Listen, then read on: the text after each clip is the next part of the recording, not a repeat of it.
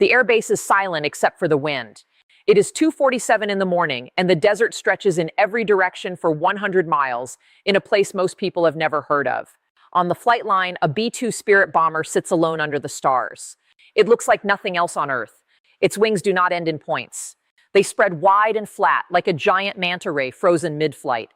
There are no vertical tails, no rudders, just smooth black composite surfaces that eat radar signals and throw them back scrambled. This aircraft is the most expensive thing the United States Air Force owns. Each one costs more than a nuclear aircraft carrier. One B-2 costs more than some small countries spend on their entire military in a year. 4 crew members walk toward it in the dark. They are wearing survival gear. They are not smiling. They know where they are going tonight. 48 hours earlier, American intelligence discovered something buried deep inside a mountain in central Iran. Something that changed everything about how Washington was thinking about this crisis. The discovery was not small. It was not ambiguous. It was the kind of finding that makes grown men in windowless rooms stop talking and start moving. What they found explains why the B-2 took off before sunrise on March 19th. It explains why the mountain is not there anymore. And it raises one question that every leader in Moscow, Beijing, and Tehran is asking right now. How did Iran think it could hide this forever? Welcome to Dr. Elena Harris. If you are new here, this channel breaks down the biggest military and geopolitical stories on the planet in plain language. Make sure you are subscribed because what comes next will change how you see this story completely. Before we go any further, you need to understand where we are in this crisis, because the strike you are about to hear about did not come out of nowhere. It came at the end of months of quiet buildup, secret diplomacy, and a series of escalations that most people never saw coming. Here is the simple version of what has been happening. Iran has been building something underground for years. We are not talking about a small bunker. We are not talking about a tunnel. We are talking about a facility carved into a mountain so deep that normal bombs cannot reach it. The entrance is hidden.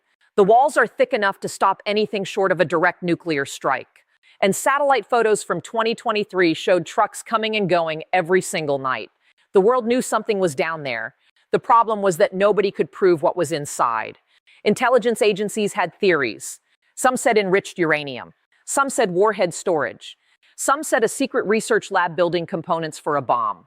None of the theories could be confirmed from 400 miles above the Earth. Then came March 17th. A source inside the Iranian program handed a small device to a Western intelligence officer in a parking lot in Vienna. The device was a data chip no bigger than a fingernail. It contained internal photographs, engineering schematics, and a schedule. That schedule showed that Iran was not just building something. They were building it fast. And they were planning to move the most sensitive equipment to an even deeper chamber within 6 weeks. That chip changed everything. Think of it like this. You live on a street where your neighbor keeps building something in his basement. You hear noise, you see lights at night, but you can never see inside because the windows are blacked out. For years, you just have to guess what he is doing. Then one day, someone hands you a key to his back door. That is what March 17th was. The key, the question now was what to do with it. Diplomacy ran for 48 hours and got nowhere. Iran's foreign minister called it a fabrication. The Europeans asked for more time. China warned against, quote, any action that would destabilize the region, unquote. But inside the Situation Room in Washington, the argument was already over. The facility was still active. The clock was running. And every day the United States waited was a day Iran used to dig deeper. At 11:43 that night, the order came down. Not for diplomacy. Not for another warning, for a strike. The B-2 that took off from that desert base in the dark carries something no other aircraft in the American inventory can deliver. It carries the GBU-43 Massive Ordnance Penetrator. People call it the Moab. That nickname stands for something boring. Massive Ordnance Air Blast.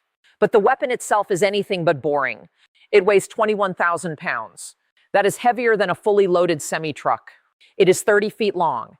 That is longer than a school bus parked on its end. And when it falls from the B-2 at 40,000 feet, it reaches a speed that turns the ground into a blur before it even touches it. This is not an explosion like you see in movies. This is not fire and drama and debris flying up into the sky. This is a weapon designed to go down. Through concrete, through steel, through solid rock. It hits the ground at over 1,200 miles per hour and keeps going. When it finally stops, it does not leave a crater. It leaves a hole. The Moab was designed specifically for underground facilities exactly like the one in that mountain. It was never used in combat until 2017. That was the first time. Tonight would be the second. The flight from the desert base to the target took over 4 hours. The B-2 flew alone. No escort. No support. That is how stealth works. You do not send 10 airplanes. You send one, and you make sure that one is invisible. The crew talked only in short bursts. They watched their instruments. The plane's computer systems showed them the position of every air defense radar in the region. Green meant safe. Red meant danger. For 4 hours, they stayed green. Over Iran, the plane did something no commercial aircraft can do. It changed direction without turning. The wings do not pivot. The body does not roll. The B-2 shifts its center of gravity using internal ballast tanks and flies in a new direction by moving weight inside itself. From the ground, it looks like a ghost. It appears from one angle and vanishes toward another. Radar operators watching from below saw nothing but empty sky. At 3:22 in the morning, the B-2 reached the release point. The pilot checked the coordinates one final time. The bomb doors opened. Inside the weapons bay, the Moab hung on its cradle, waiting. One more confirmation. One more system check. One more breath. The pilot pressed the button. The B-2 felt the weight release instantly. 21,000 pounds gone in an instant. The plane jumped slightly upward as the bomb fell away, its guidance fins already adjusting, its trajectory locked on a spot in the mountains of central Iran that no living person had ever seen from this angle. The plane turned and flew home. The bomb fell alone. 43 seconds later, the mountain felt it. The Moab hit the entrance of the facility at a near vertical angle. The concrete blast doors that had been designed to stop conventional weapons did not even slow it down. The bomb went through them. It went through 60 feet of solid rock. It went through 3 reinforced containment chambers. And it went through the equipment that sat inside.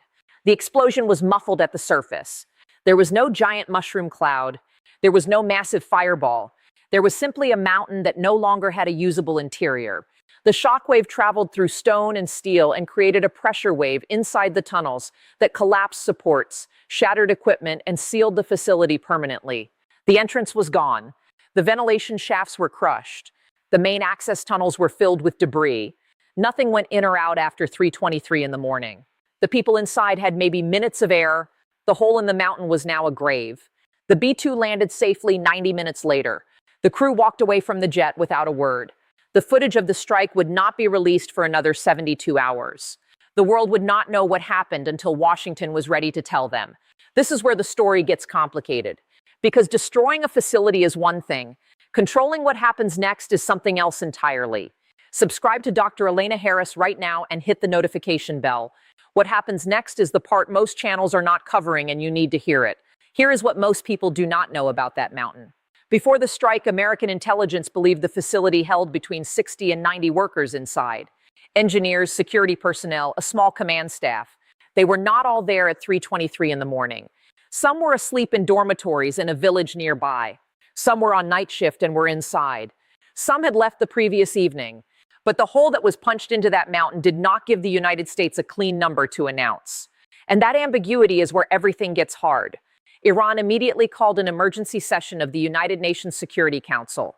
The foreign minister stood in front of cameras and called it a, quote, act of naked aggression, unquote, and demanded an immediate condemnation. His voice shook.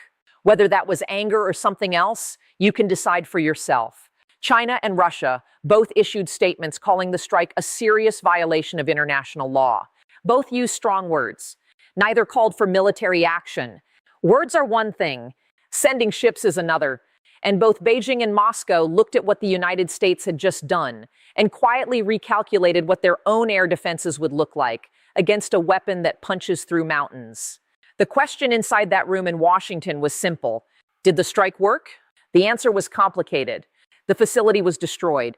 The equipment inside was gone. The program was set back by years. Those were facts. But Iran had been building in secret for a decade. They had hidden a facility that every satellite on Earth had missed.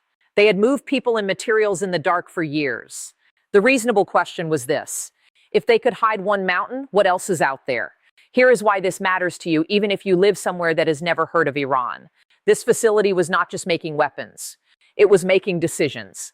It was making leaders in Washington wake up at 3 in the morning and ask whether a nuclear Iran changes the math for every country in the Middle East. It changes Saudi Arabia's behavior. It changes Israel's calculations.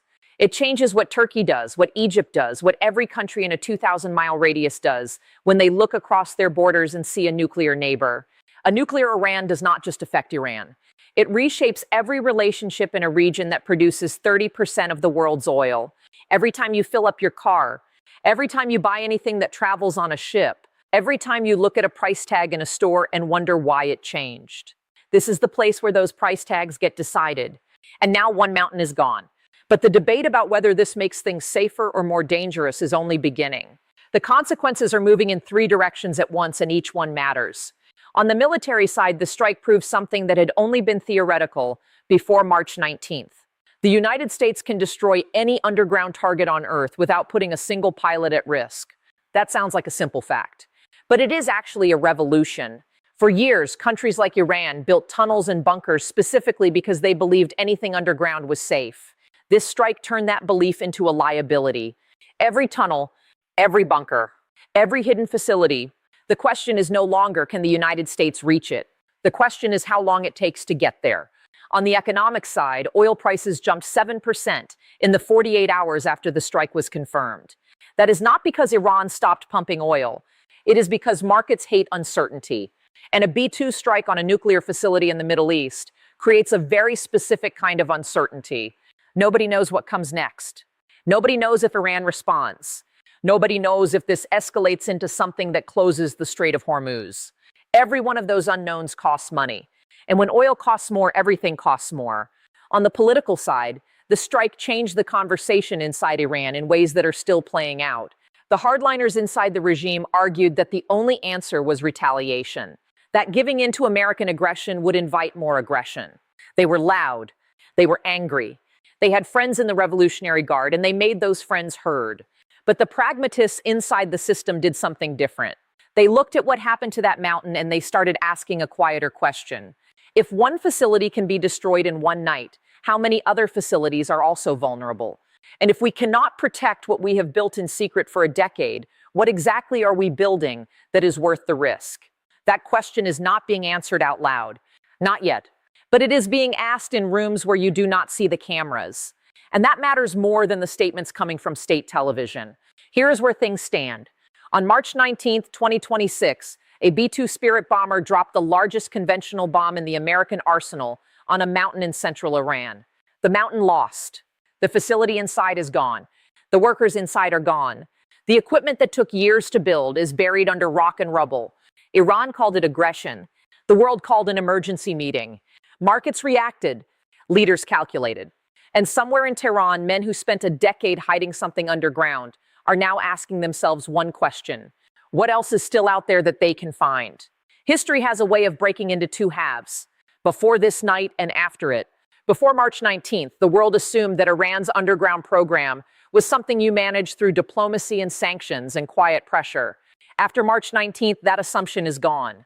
The United States showed that it could reach anywhere, that it would reach anywhere, that the price of hiding was not safety. It was a 21,000-pound bomb falling out of a clear sky at 3 in the morning. Iran is not finished. No country accepts that kind of strike and simply moves on. But the calculation inside Tehran tonight is different than it was before. Before the mountain, the question was, how much can we build before they stop us? After the mountain, the question is whether anything we build will survive. That is a different kind of fear, and it changes what countries do next. This is not over. Subscribe to Dr. Elena Harris so you never miss what happens next. Drop your thoughts in the comments. Do you think Iran backs down now or pushes forward with whatever else they have hidden in those mountains? We will see you in the next one.